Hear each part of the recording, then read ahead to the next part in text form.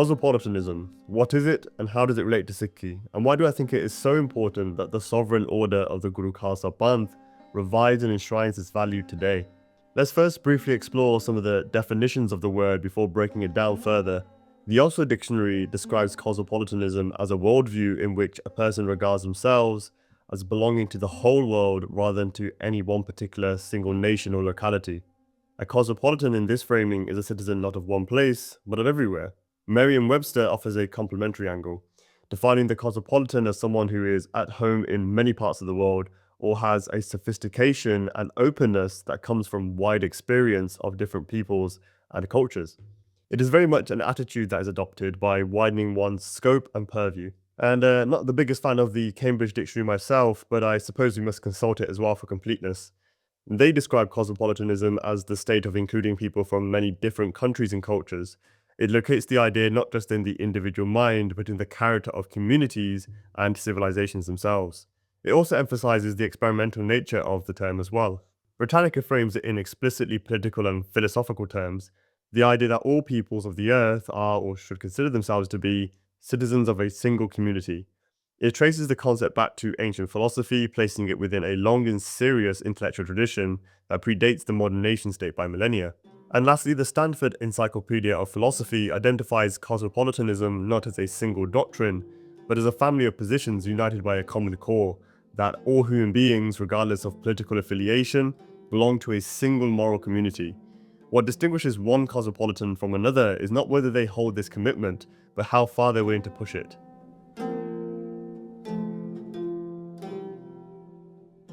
So to perhaps understand cosmopolitanism properly, it's probably worth it now exploring the earliest origins of it in the classical world. The word itself is derived from ancient Greek cosmopolites, from cosmos meaning world or universe, and polites meaning citizen, thus a citizen of the world. The term is most famously attributed to Diogenes of Sinope, the 4th century BCE Cynic philosopher. When asked where he was from, Diogenes did not name a city or a people. He said simply, "I'm a citizen of the world." And it's worth appreciating how radical of a statement that would have been during that time as well. In the ancient Greek world, identity was almost entirely constituted by one's polis, your city, your state, your tribe, or your gods. To disown that affiliation was pretty unorthodox.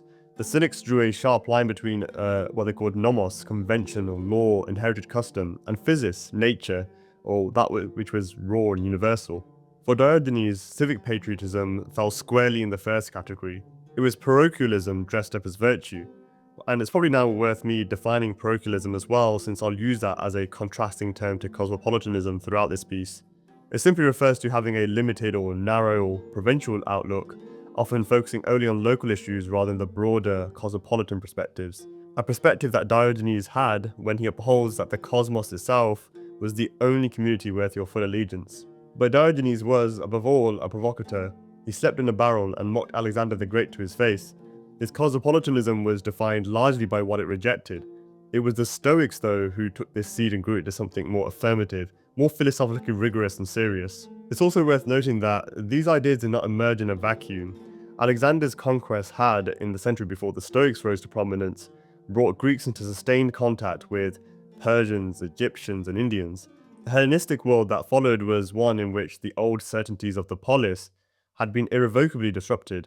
How do you govern, trade with, and live alongside peoples radically unlike yourself? This is what the philosophers of the time were working out answers to, and are very applicable in today's globalized world as well. Thinkers like Zeno of Citium or Cicero and later Marcus Aurelius developed the idea that all human beings share in a universal logos, a common reason, a common rationality or logic, and that this cuts across ethnic, political, and cultural lines. If all human beings shared in this universal reason, then all human beings are, in a fundamental sense, kin. The Stoic philosopher Heracles gave this intuition one of its most enduring images. He described the human moral identity as a series of concentric circles, the self at the center, then the family, then neighbors, then fellow citizens, then all of humanity at the outermost ring. The task of the cosmopolitan was not to erase those inner circles, not to love your mother less, but to draw the outer ones inwards, to treat the distant stranger with something closer to the warmth you would give a cousin. Difference in proximity did not mean a difference in dignity. This image, articulated 2,000 years ago, anticipates much of what contemporary thinkers would later articulate as rooted cosmopolitanism.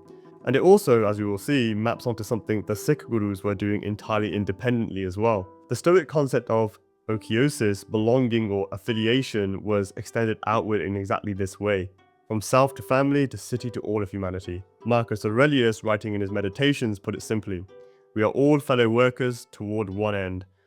Aurelius being a Roman emperor, drawing on Greek philosophy to govern a multi-ethnic empire.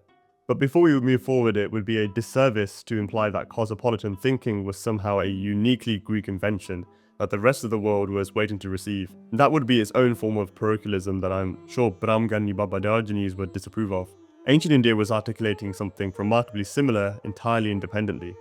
The Mahabharata contains one of the most concise expressions of this intuition ever committed to writing. Vasudeva Kutumbakam, the world is one family. This wasn't a marginal sentiment buried in some obscure text. It was a philosophical position that ran through much of ancient Indian thought, grounded in the recognition that the same divine essence pervades all of existence. If the same light animates every being, then the boundaries you draw between yourself and the stranger are, at some fundamental level, illusory. The Emperor Ashoka took this further into the realm of governance.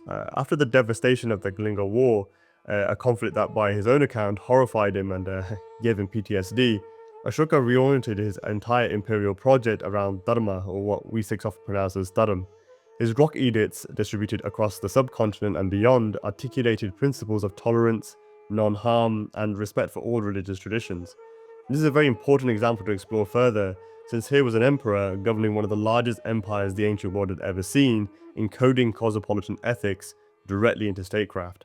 Ashoka's Raj is perhaps a case study we should cover in more depth in future as a Bunga too, so get in touch if you're interested in working on that.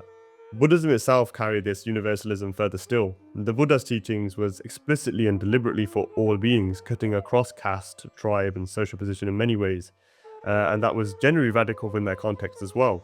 Very similar to Guru Nanak, the Buddha too would contest the narrow-minded Brahmin hierarchy of his time as well. The early Sangha was not a community of one specific locality of people, it was a community of everyone, or anyone willing to walk that path regardless of background. Again, something we'll see later in Sikh tradition as well. And even in China, the concept of Tianxia, literally all under heaven, conceives the world not as a collection of competing states, but as a single moral and political community held together by righteous governance rather than force. The ruler's legitimacy derived not from conquest, but from virtue. The point here is this: when the Greek Stoics were developing their own cosmopolitan philosophy in the Hellenistic world, they weren't alone in arriving at these conclusions. Across different civilizations, through entirely different intellectual and spiritual traditions, something resembling the same intuition kept surfacing. Therefore, this is not a parochial Western idea that was generously extended to the rest of humanity. It is a human idea, discovered and rediscovered by people across the world, independently, because it's probably grounded in something real about the nature of existence itself.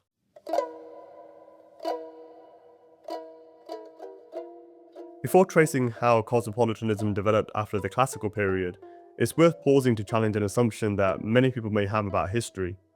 There seems to be a common intuition that history moves upwards. The latter is more sophisticated than the earlier, that civilization accumulates and that we are always on balance, progressing. But this is a comforting story, but it's also largely incorrect. History does not move in a straight line, it peaks and troughs. Societies that achieve extraordinary levels of philosophical, scientific, and moral sophistication can collapse, be conquered, or simply forget what they once knew. Later periods are not automatically more advanced than earlier ones. In some respects, the ancient world understood things that the medieval world had entirely lost, and that the modern world is still struggling to recover. You may not know that the Giza pyramids are actually some of the oldest pyramids, and the kind of measly ones we find in other areas of Egypt actually came later, likely as attempts to imitate earlier monuments, but without the same level of success. And this whole topic is actually a really interesting rabbit hole. In fact, it was the rabbit hole I was really into before starting Azaadism as well. But anyway, this matters for our purposes because the history of cosmopolitan thought is not a story of smooth, cumulative progress.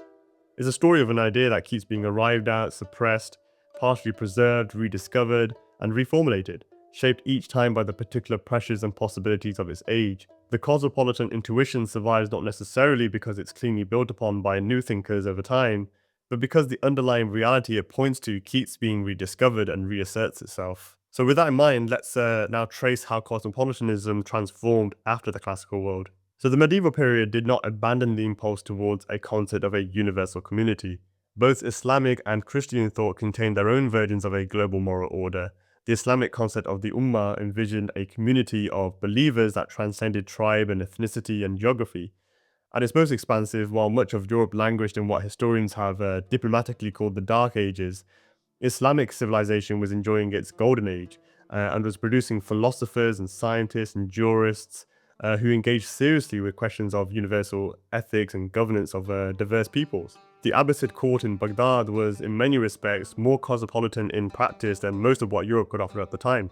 Christianity similarly held the idea of a universal church, one body of humanity before God, even if the institutional expressions of that idea were frequently and violently at odds with its stated principles. The boundaries in both cases, however, were defined by faith rather than shared humanity per se. The universalism was real, but it had a gate. This is a meaningful distinction from the Stoic and Indic formulations, which grounded their cosmopolitanism in something more fundamental than religious membership or exclusive beliefs. It is also, as we will see, a distinction that matters enormously when we come to Sikhi as well. And it reminds me of a story actually. I remember when I was at college, a Muslim friend of mine had come back from Hajj, and I asked him, how was it? What was Mecca like?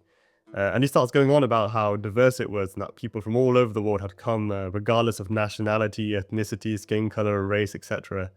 And I asked him, what about religion? And then he went quiet. But it is something worth thinking about because even though philosophically we Sikhs are, at least in theory, far more inclusive, but in practice we are very much still ethnically homogenous, unlike the Muslims and Christians who have been far more successful with this. But it's still early days for us, and it is changing though.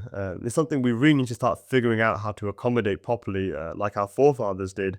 And it is a challenge we must overcome in the current modern nation-state world order dominated by nationalism. The early modern period saw a renewed philosophical engagement with cosmopolitan ideas, driven partly by rediscovery of classical texts and partly by the sheer practical pressure of a world that was rapidly becoming more interconnected.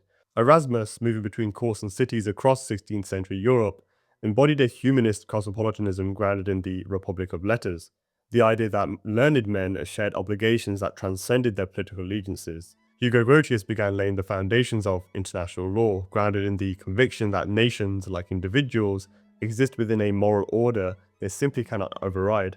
But it was Kant who gave cosmopolitanism its most rigorous modern philosophical form.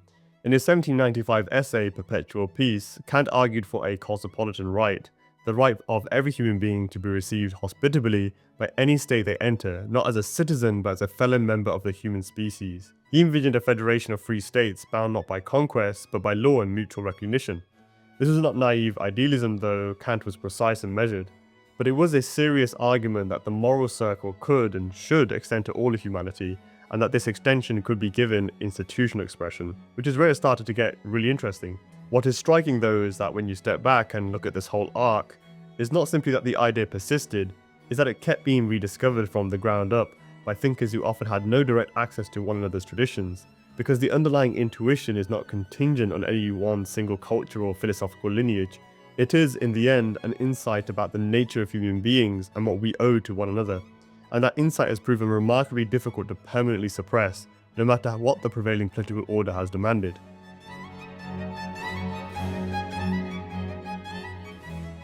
So by the 20th century, cosmopolitanism had moved from the philosopher's study into the architecture of the world itself, however imperfectly.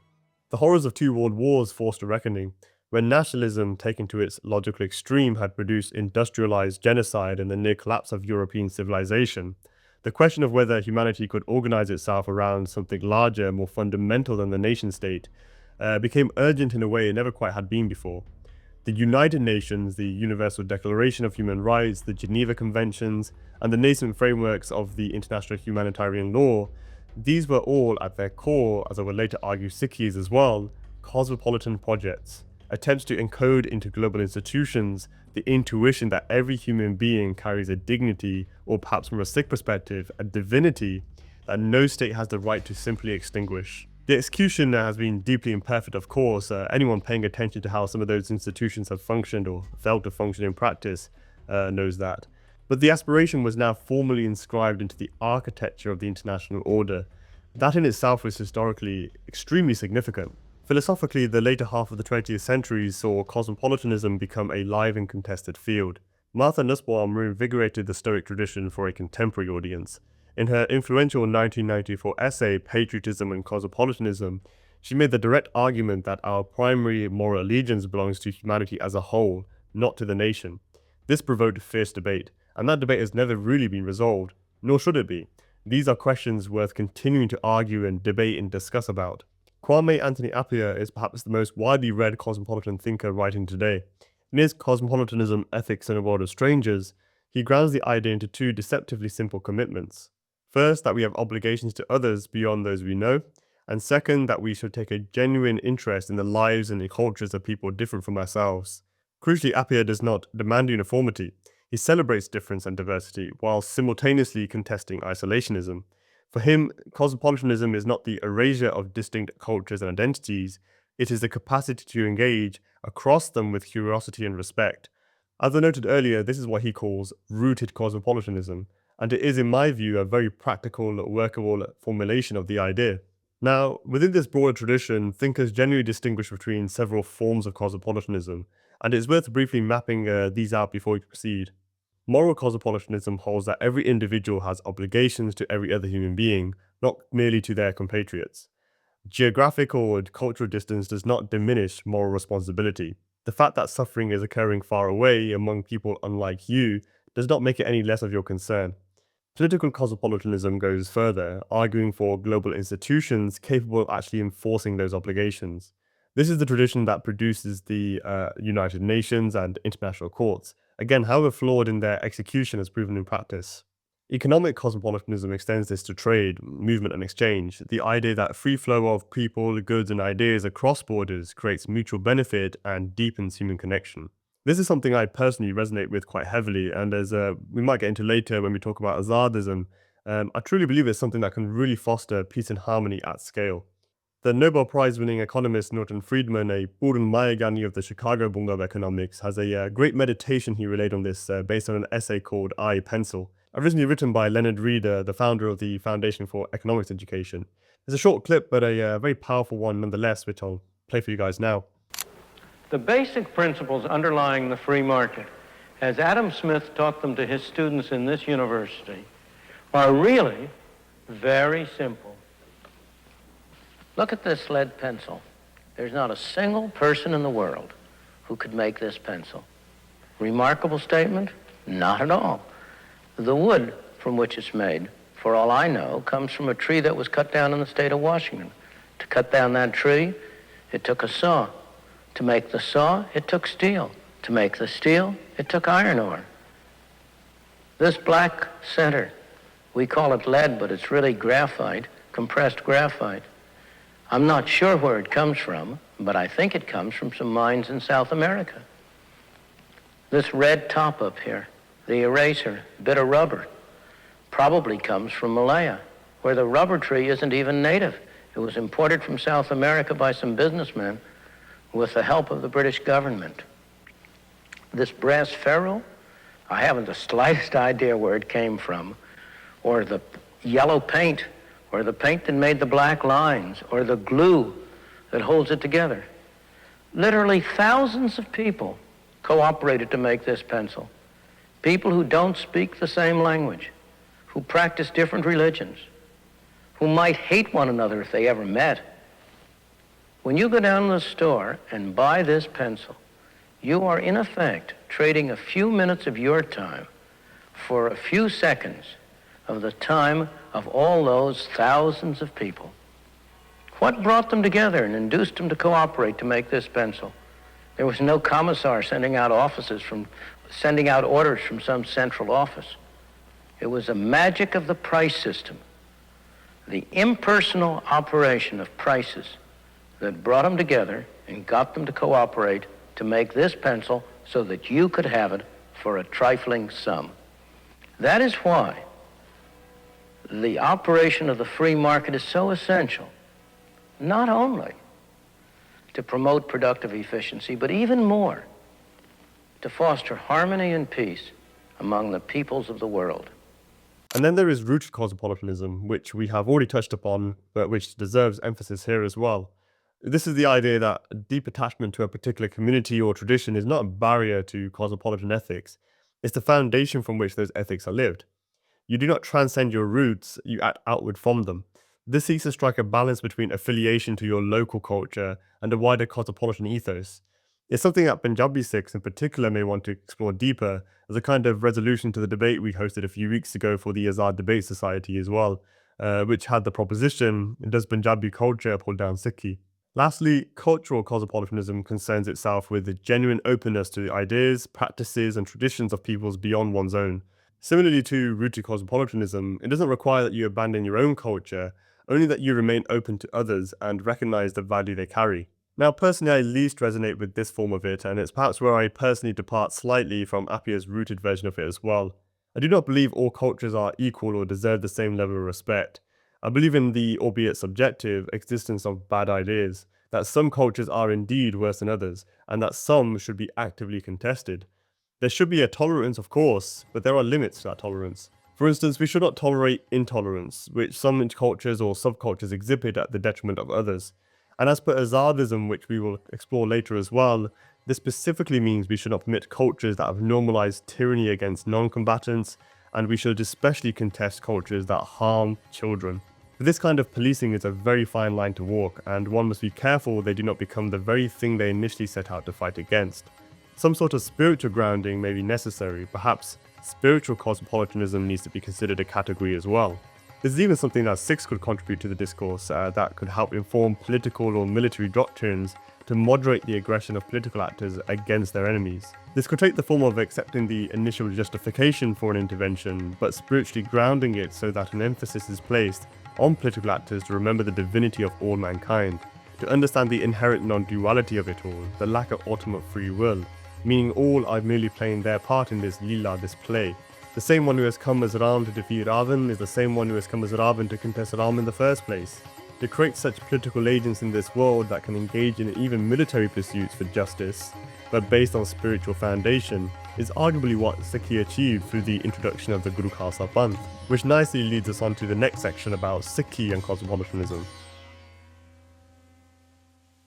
But before we do that, let's summarize what we've covered so far. When we strip all of this back from Diogenes in the marketplace of Athens, Ashoka's rock edicts, the Stoic concentric circles, Vasudeva Kutumbakam through Kant's rational federation, to Appiah's ethics in a world of strangers. What cosmopolitanism is essentially saying is this: our common humanity transcends the artificial walls we erect between ourselves. The boundaries of your birth, your nation, your tribe, your sect do not and should not determine the limits of your moral concern. The stranger is not a threat to be managed or a problem to be contained.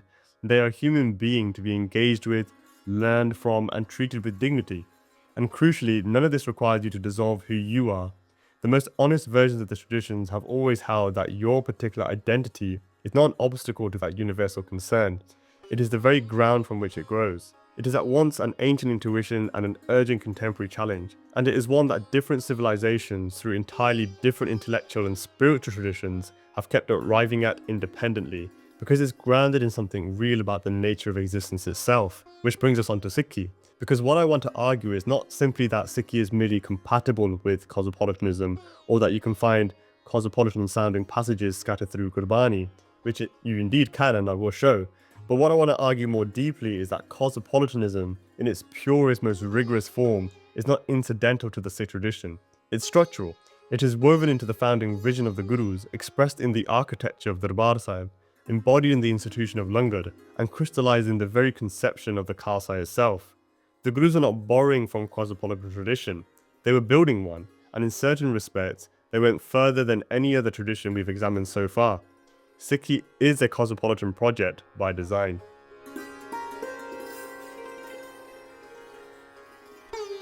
So let's start off with setting some definitions here. These are Bunga Azaadi's working definitions that we use to orient ourselves and onboard collaborators who join us in advancing our own grand strategy to Khalsa Raaj, which we'll also define. First, we'll start off with a working definition of Sikhi itself. Sikhi is the Guru-guided pursuit of spiritual and political liberty, or Azaadi. Spirituality are activities conducted to transcend duality, to consciously recognize the underlying oneness of all reality. It is about ceasing the delusion between objects and things that we, from our illusory, egocentric perspectives, have labelled and given identities for our own utility. Whilst of course useful, it isn't sattva, it isn't true or what actually exists ultimately. Therefore, spirituality is about transcending identity, egocentric labels and judgment. Spirituality is all about becoming liberated from your fixed local sense of self and witnessing reality for what it is, as it is, complete, eternal and infinite oneness. Politics, however, is all about activities conducted within duality to achieve particular objectives. It is about maintaining separation of ally or enemy or self or another, and opportunity and threats. It manufactures and utilizes identity. It's about developing relationships between objects, applying labels and making judgments.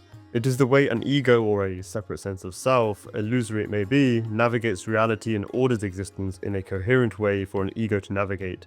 And this can apply to an individual ego or even a group ego as well. Now that covers how we use the terms spirituality and politics, but we also mentioned earlier another term in our working definition for Sikhi as well, Guru. The Guru is quite literally an enlightener, one who brings light into darkness or one who dispels ignorance with wisdom. In Sikh tradition, we revere 10 initial human manifestations or vessels of the Guru, who compiled the wisdom they hosted and expressed it in music and poetry via the Guru Granth Sahib, which also becomes a Guru vessel. A Sikh is anyone who takes such guidance from the Guru, regardless to extent or which particular vessel. A Guru Sikh is one who takes primary guidance from the Guru, and amongst the Guru Sikhs, the pinnacle political order is the Khalsa, who itself is established as Guru alongside the Guru Granth Sahib.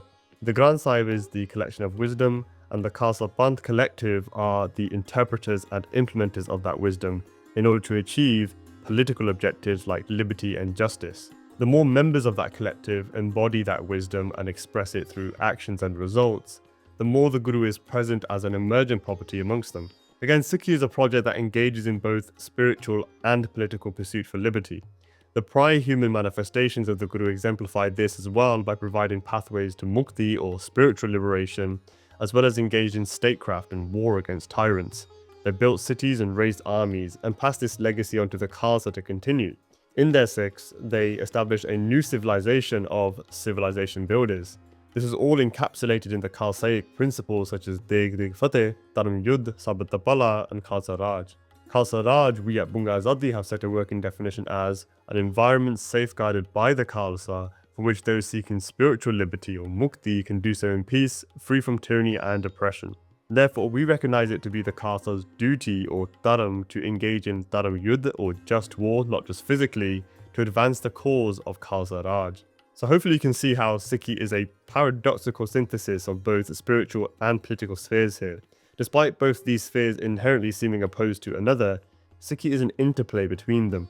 It recognizes the ultimate truth of non-duality, but grounds it so instead of expressing it through escapism like more monastic sects or renunciate schools of thought, it instead encourages active engagement in society to the point that Sikhs shape society for the better. So now that we've given you a quick orientation of what Sikhi even is, it's probably worth now going through a couple of examples throughout Sikh history, the Ihas and mythology and scripture, etc., to give you a really good flavour and a feel for how cosmopolitanism expresses itself through Sikh tradition.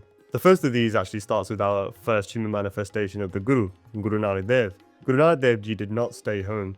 Over the course of his life, Guru Nanak undertook 4 major journeys, the Udasis, that took him across the Indian subcontinent and far beyond as well. East to Assam and Bengal, south to Sri Lanka, north to the Tibet and the Himalayas, and west remarkably to Mecca and Baghdad, and potentially as far as parts of Central Asia as well. He travelled on foot across deserts and mountains, engaging with Muslims, Hindus, Buddhists, Jains, Sufis, yogis and rulers. He sat with the powerful and ate with the marginalized. He debated scholars and challenged priests. This is not incidental to his mission. It was his mission. Guru Nanak was not building a community for just one people in one place. He was engaging with the full breadth of humanity, drawing on what was true and universal wherever he found it, and sharing what he had realized with whoever he was willing to listen. And the agitator that he was, even at times those who perhaps weren't willing to. His companions on these journeys were themselves a statement. Baibar Dhanna, a Muslim Rabab player, walked beside him throughout. The very act of that companionship, a Guru and his Muslim companion travelling the world together in spiritual pursuit, is an embodiment of that cosmopolitan ethic. And if you want to understand the depth of cosmopolitanism in the Sikh tradition, look carefully at the Guru Granth Sahib, and not just at what it says, as though that is also extraordinary, but at what it is. The Guru Granth Sahib is a collection of compositions from 36 contributors spanning multiple religious traditions, castes and regions. Amongst its authors are Sikh gurus, but also Hindu Bhagats, Muslim Sufis, high caste Brahmins, and low caste weavers. Bhagat Kabir, Bhagat Ravidas, Bhagat Namdev, Sheikh Farid. These are not footnotes or appendices. Their Bani sits within the same scripture according to the same spiritual authority as the words of the Gurus themselves. No other scripture that I'm aware of is constructed in this way. It is, in its very architecture, a cosmopolitan document. The languages and dialects reflect this too. The Guru Granth Sahib contains compositions in Punjabi, Braj Sanskrit, Persian amongst others. Despite its praise of oneness, it does not demand that the one be addressed in just one tongue.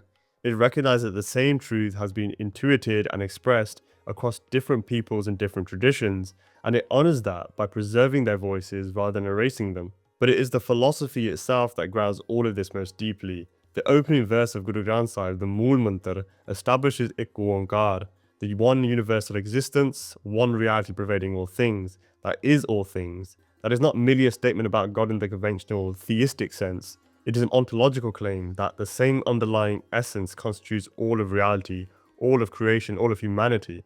There is no theological basis within this framework for treating one human being as fundamentally less than another.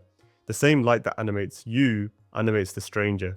We can find many cosmopolitan passages throughout Gurbani. In his Japji Sahib, Guru Nanak states, Ai Panthi Sagal Jamati Man Jeeta Jagmeet. The brotherhood of all mankind as the highest order, not the highest aspiration of a particular community, the highest order full stop. And notice the pairing, conquer your own mind and conquer the world, the inner and the outer, the spiritual and the political, precisely the synthesis we identified at the outset. Guru Nanak makes this further explicit in the Shabad from Azaadi Bar. In a single couplet, Guru Nanak dismantles the theological foundations of supremacist thinking. If, as the Abrahamics say, the entire universe emerged from one light, and if there is no ontological gap between one human being and the other, then the very question of who is superior and who is inferior becomes incoherent. The cosmopolitan ethic is not imported into Sikhi from the outside, it flows directly from its metaphysics. And this non-dual, egalitarian thread continues into the Dasambani of Guru Gobind Singh as well. There is a remarkable Shabad in which the divine oneness is praised through the lens of the entire known world, submitting it to the same one reality.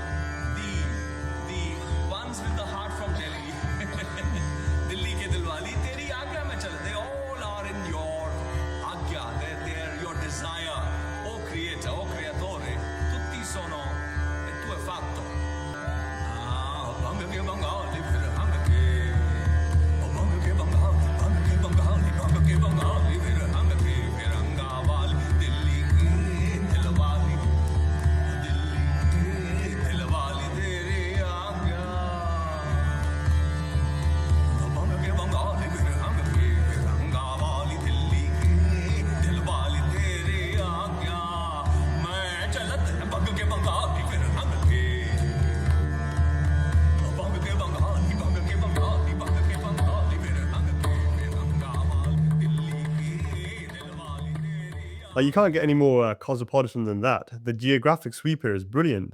Bengal, Europe, Delhi, Rohilla territories, Magda, the Himalayas, China, Manchuria, Tibet. Guru Gobind Singh Ji is not describing a parochial deity belonging to one people or one land. He's describing a reality that every people across the full breadth of the known world is already in relationship with, whether they know it or not. But if philosophy is only as serious as the institutions it produces, and the Gurus were, amongst other things, extraordinarily gifted institution builders. Therefore, Sikhi cosmopolitanism is not only preached, is practiced. Langar is perhaps the most immediately visible expression of Sikh cosmopolitanism in practice, the institution of a free communal kitchen where anyone, regardless of caste or creed or religion or background, sits together at the same level and shares the same meal. And this wasn't just charity, it was both a spiritual practice and a political challenge to the social hierarchies of its time. You can't maintain the fiction that some people are fundamentally less than others when you have just sat on the floor and eaten beside them. Guru Amar Das Ji famously said, "Pehle pangat piche sangat." Before seeking an audience with the Gurus, sit in the presence of your fellow human beings as equals and share a meal. The Emperor Akbar himself is said to have sat on the floor alongside commoners and eaten from the langar before meeting the Guru as well. To this day, the institution of langar persists in Sikh spaces around the world, and this is a tangible expression of practical cosmopolitanism at work, not as an abstract philosophical commitment, but as a daily embodied practice that dissolved the hierarchies that certain elites insisted were natural and permanent. However, langar was not the only type of institution that the Gurus established. The Gurus are also city builders. Guru Nanak established Kartarpur, Guru Amar Das established Govindwal, Guru Ram Das founded Amritsar, Guru Hargobind Sahib built the Akal Takht alongside Harmandir Sahib. The spiritual and temporal thrones placed deliberately opposite one another, and the architecture itself expressing the midi-bidi synthesis. These were deliberate civilizational projects built to embody particular values and draw people into a new kind of community. And it is very fitting that the Gurus established cities in particular.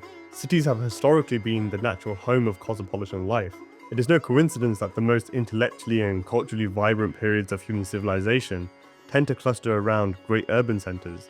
Alexandria, Baghdad, Cordoba, Constantinople, or Samarkand. Cities are where different peoples, languages, trades, and traditions are forced into proximity with one another, where the encounter with difference becomes unavoidable, and where that encounter, at its best, produces something greater than any single tradition could have generated alone in isolation. To build a city is to create the conditions for cosmopolitanism to be lived rather than merely theorized. The Gurus understood this. Kartarpur, Govindwar, Amritsar, these were not just petty settlements hidden away. They facilitated markets and were deliberate invitations open to all, structured around shared values and purpose. Which leads us now to one of the Guru cities in particular that became instrumental to Sikh civilization, Anandpur. The Anandpur Darbar under Guru Gobind Singh extended this further still.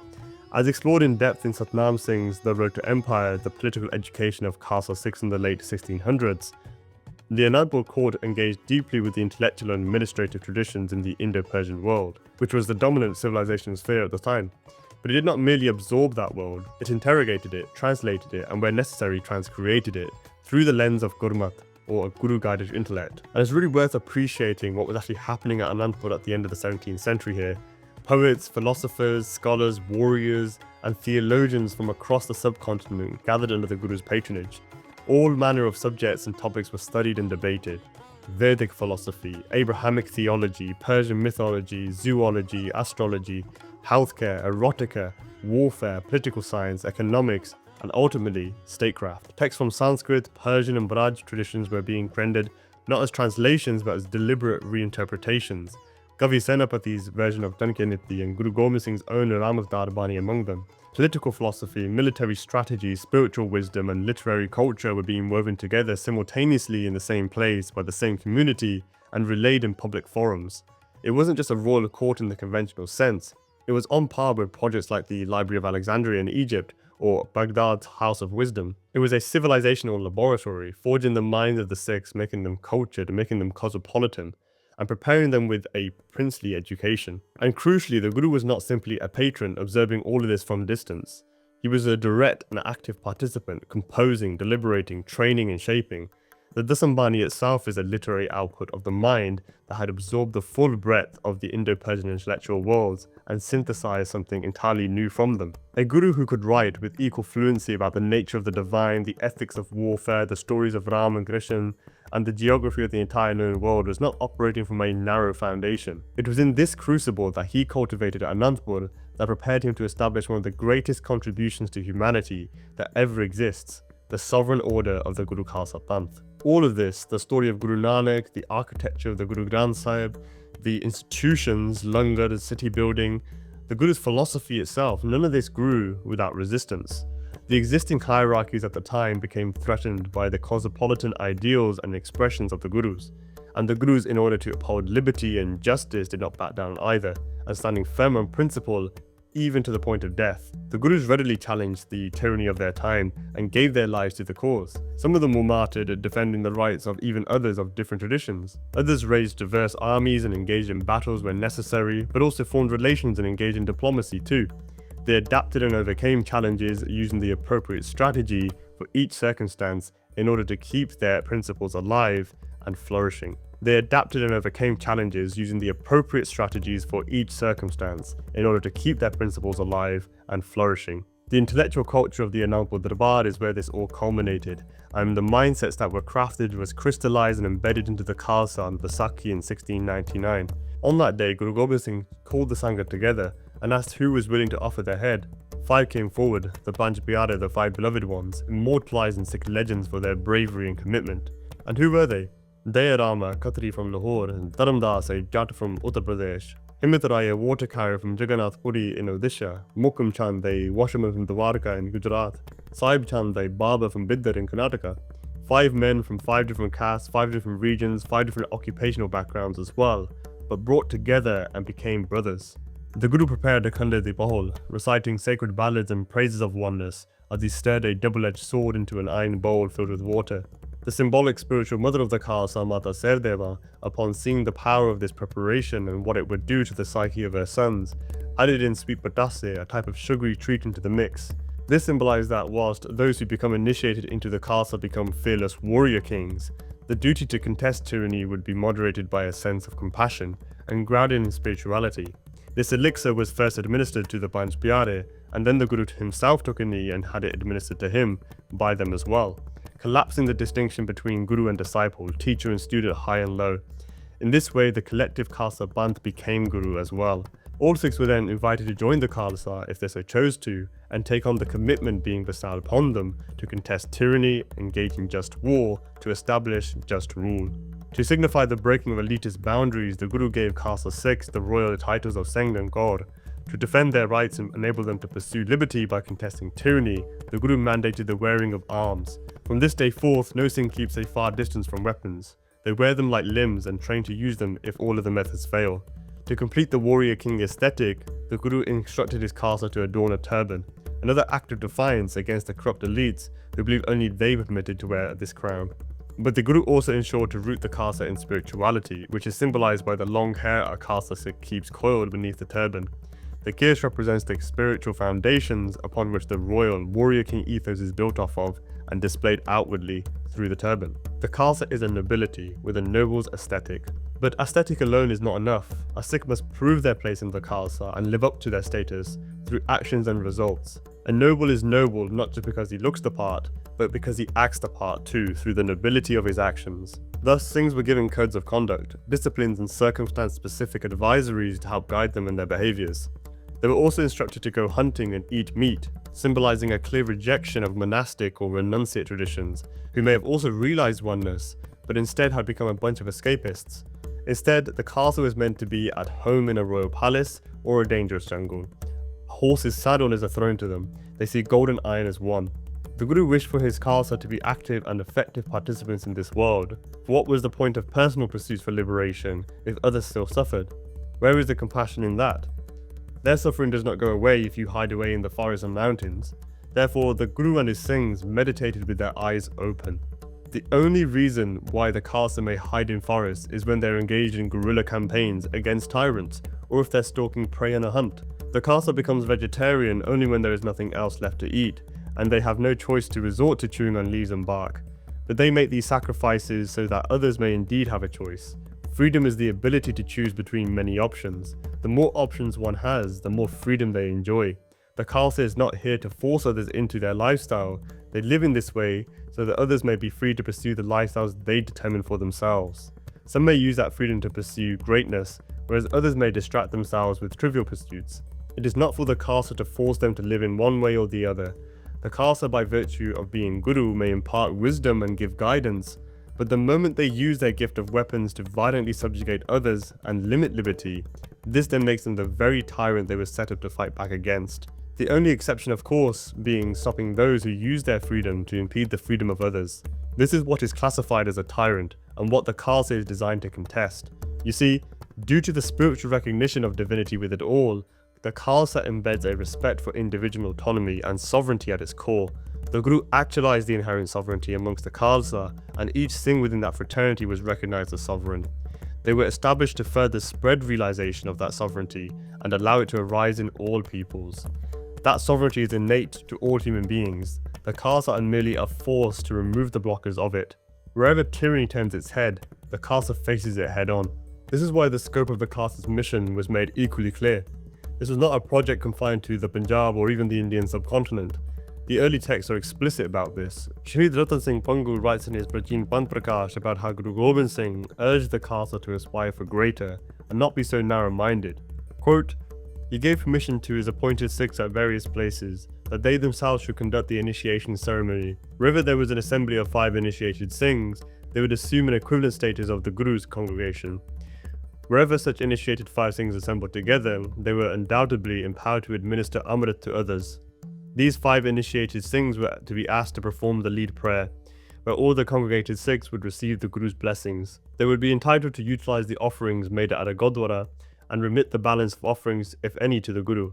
The Guru also wrote letters of instructions to other congregations as well, asking his followers to come to him and get initiated. They must get empowered after getting initiated, in order to give a crushing defeat to the ruling Mughals. He had invested the Amrit with such miraculous powers that it would uproot the Mughals and entrench the Khalsa Panth permanently. Whatever instructions were issued by the 10th Guru, these were accepted and followed by the Majail Singhs. All others who accepted and followed the Guru's instructions, they also became worthy recipients of the Guru's blessing. This is how the Khalsa Panth came into existence, at whose origin the Guru felt extremely delighted, and the Guru now ventured to equip the Khalsa with arms and prescribed various kinds of uniforms for them. The 10th Guru started sitting on a raised dais in the centre, with armed Singh guards all around his seated position. As Lord Krishna used to be surrounded by his consorts, so Guru Gobind Singh started sitting majestically amongst his bodyguards. He would order his Singhs to exercise and run races, and expect them from all sides in standing position. He would make some of them sit and make others stand, while asking still others to get up and run a race. He would ask some of them to pick up big sticks and engage themselves in fighting mock duels of 2 each. Sometimes the Guru would stand in the midst of a ploughed up field and ask his Singhs to hit each other with pieces of solid earth. Sometimes the Singhs would play a game of Sonchi or engage themselves in boxing and wrestling bouts. Guru Gobind Singh felt so much delighted at these adventurous bouts that he wished to confer landed property awards on his brave Singhs. The Guru asked his Singhs to ask for any kinds of territorial awards. He would grant them possession of vast territories and meadows. Whatever kinds of material assets they aspired to possess, he would ensure to make those assets available to them. However, the Singhs' limited imagination could not grasp the extent of the Guru's assurances. They aspired to possess territorial rights over the Punjab alone. The Guru asked them to aspire for territorial rights over the superior southern region, as well as the mountainous regions of the east and the west. The Singhs retorted, why should they leave for far-off regions, instead of living and ruling over their homeland of Punjab? They asked repeatedly for their sovereignty over Punjab alone, although this limited territory might lead to fratricidal wars amongst them. Whilst the Guru exhorted them to aspire for very large territory, and exhorted them to occupy as much territory as they wished, but the nitwitted Singhs preferred to remain confined amongst their own kin, and aspire to settle scores with their own fraternal adversaries. They preferred to settle in the vicinity of their own home, and wished to occupy the homeland territory alone. These things being the offsprings of the poor, impoverished parents, how could they envision on a larger vision or imagination? Since narrow fraternal ties keep people confined to their own fraternity, the Singhs demanded to get settled in the vicinity of Punjab.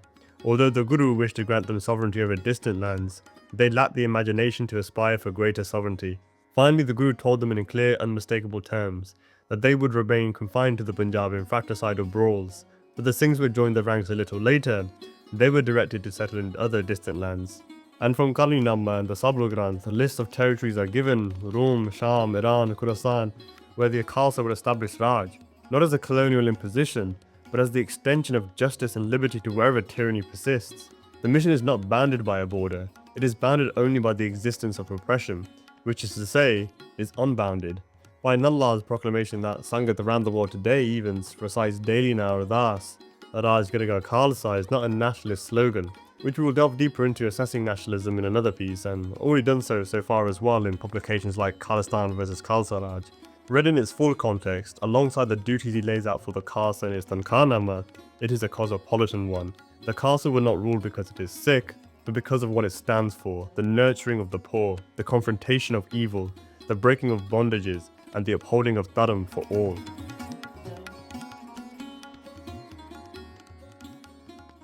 You may have noticed with my framing that I'm no longer now solely viewing Sikhs through the lens of cosmopolitanism anymore. I am also incorporating other values like libertarianism as well. Now, some of you might react adversely to that, but why? Do you even know what the term means? No one has an issue if I classify Sikhi as egalitarian. The issue isn't using these terms to describe Sikhi, so long as you don't restrict it to just one of them. Sikhi is vast, full of depth.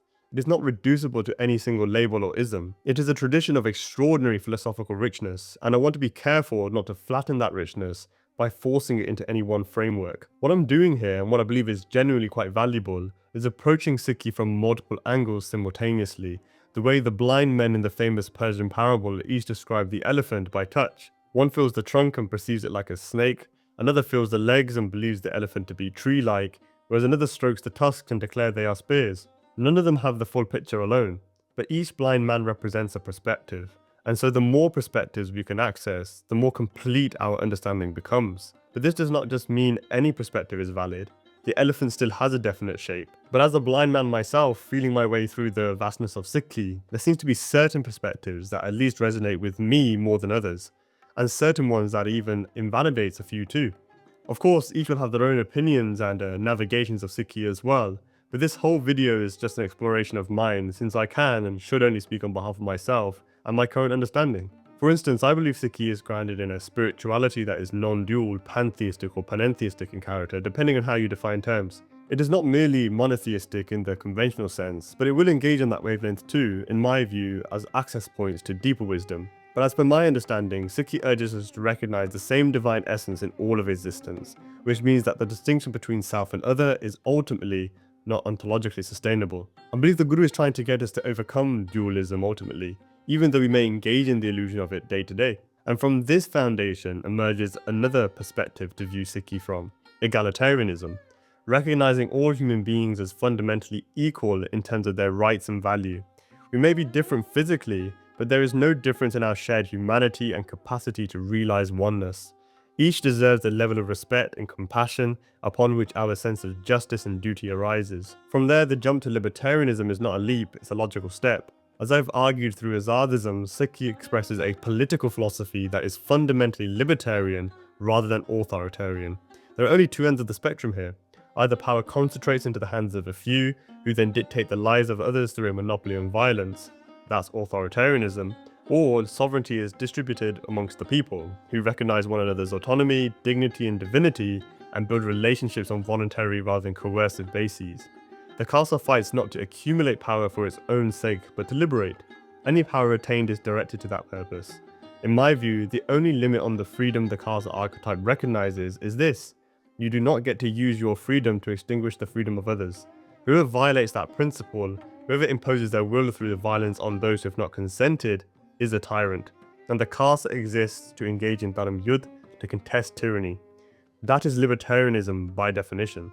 And this purpose, this duty or Dharam, is not restricted to any fixed boundaries or borders or territories either. It is applicable everywhere. Every human deserves to be free. Every human should have equal rights because every human is equally part of the oneness. And we respect the many diverse ways every individual may approach oneness, provided it does not impede the right for others to do the same. Hence why Guru Tegh Bahadur stood up against the tyranny of the Mughal regime, who was trying to impose their religious mandates on those who did not want it. And so the Guru gave up his life in defense of those of a different tradition to his own. Voltaire may have said it, but it was Guru Tegh Bahadur who actually did it. And this is precisely where cosmopolitanism enters the picture. Sikhi is not parochial. It is not confined in its concern to a single locality, to a single people or a single generation. The thinking is broad, not narrow. The vision is long, not short. The Gurus did not say "Baithe raho," they stay seated, remain contained and fixed within small boundaries. They said "Khil jao," go forth, spread out, engage in the world. Guru Nanak walked to Makkah. The Guru Granth Sahib carries the voices of cross-caste and traditions and geographies. The Khalsa was forged out of the cosmopolitan mindset at Anandpur and given a mission that extends to all the corners of the world, and perhaps one day, other worlds too. And this expansionist orientation is also why I argue that Khalsa Raaj is better understood as a form of imperialism than nationalism, and I use that word deliberately, knowing it will provoke. Nationalism is the politics of the tribe, the elevation of one particular people's interests above all others at the expense of others. What the Khalsa represents is something categorically different. It is a sovereign order within a universal mandate, not the domination of one people over others, but the extension of justice and liberty wherever tyranny exists. That is an imperial project in scope, a cosmopolitan one in essence, libertarian in expression, egalitarian in recognition, and ultimately non-dualistic at its core. These are not separate observations pulled from different traditions awfully stitched together. They are all facets of a single coherent vision, a tradition rooted in the oneness of all existence that expresses that rootedness through the political pursuit of universal liberty, and that understands its community not as a tribe to be protected, but as a vanguard for the liberation of all. The facets of a vision, however clearly described, are not yet a strategy, and this is where Azaadism comes in. Each of the perspectives we've been working with, non-dualism, egalitarianism, libertarianism, cosmopolitanism, is to return to our parable, one blind man with each hand on the elephant. Each one is encountering something real, each one is pointing towards something true, but a cluster of blind men forming a Bunga and comparing notes, pooling their partial descriptions and reasoning together towards a more complete picture, that is something qualitatively different. And that is the impulse behind Azaadism, which serves as a coordinated cluster of perspectives and interpretations. Specifically then, Azaadism is the world's first Sikhi-based political economic philosophy, and it is my attempt at bringing these perspectives together into a single, hopefully coherent framework, one that gives us not just a richer understanding of what Sikhi is, but the working definitions, the strategic clarity, and the shared language needed to actually do something with that understanding. It is a interpretation of Sikhi, not the only one. It is my own navigation of the tradition, but if others align with it, then it becomes a basis upon which to coordinate, to build, to act together, and to produce results. Because the point of devising a philosophy is to inform action towards particular outcomes. Otherwise it's just mental masturbation. Might feel nice, but it's not productive. And I believe the Khalsa today has done enough cosplaying. It is time for those of us who claim membership of this order to actually live up to the aesthetic we've adopted. Our Shahis did not sacrifice themselves so that we could dress up to rave at a dance by or become Instagram models. This is a uniform. A uniform is attached to a purpose, a mission, and that mission is to establish Khalsa Raaj. Azaadism is a tool to help us set a detailed destination, not just a vague direction, but a fleshed out vision of what we're trying to actually achieve here. If you wanted to visit the Khalsa Jatha in Shepherd's Bush, you cannot just type London into the Google Maps app. You would head roughly in the right direction, sure, but when you get close, you'll get lost. You need a specific address before you can calculate a route, and you also need to know where you are starting from, and that is where our history comes in. There are plenty of others doing the vital work of recovering and sharing that history, and without them, Azaadism would not exist. But what Azaadism sets out to offer is a proposal for the destination. Then with those who align, we devise a route together and traverse it. The Azaadist Manifesto is therefore not another history textbook recounting how Sikhs used to do things so that we can blindly replicate them today. That will not work. It's not how the Gurus worked, and it's not how the early Khalsa worked either. Instead, it's an application of a Gurmat to today's context, extracting principles and expressing them through new techniques. As Game Singh from Sikhs in Court puts it, it is anti-tradition. I have probably taken this term further than he intended, but as I said to a Singh I was doing Vijar with recently, I'm not here to tell you how it used to be, I'm telling you how it's gonna be, so long as enough of us get together and put in the effort. Not all of us, not even most of us, just enough. I'm a firm believer in the Pareto principle, the observation that a focused minority consistently produces the majority of the outcomes. History bears this out repeatedly. Empires are not built by consensus. Movements are not started by committees. They are started by a small number of highly committed people who refuse to wait for permission. And I also believe in long-tail events. The more we experiment, try and error, iterate, the greater our chances of receiving Gur Prasad. If you view Mukti as a kind of accident that either happens to you or not, then doing your bhakti makes you more accident-prone. In the same way, if political Azaadi ultimately comes down to luck, then active engagement, launching projects, pivoting, failing fast, this all increases our odds. If you lose your curiosity, you're done. Fail fast. And how do you fail fast? Do you implement fast, and then if it doesn't work, you move? You try stuff. If it doesn't work, you've got to know how to cut the cord. The worst thing you can do is you know it's not working, and you keep trying to figure out, I'm so smart, I must have thought of this the right way. I just need to do another trick in it. At some point, you have to learn that that's not going to work. Stop and move on to the next one. And I think that comes from that same openness. Are you listening to people? Are you listening to what they're saying?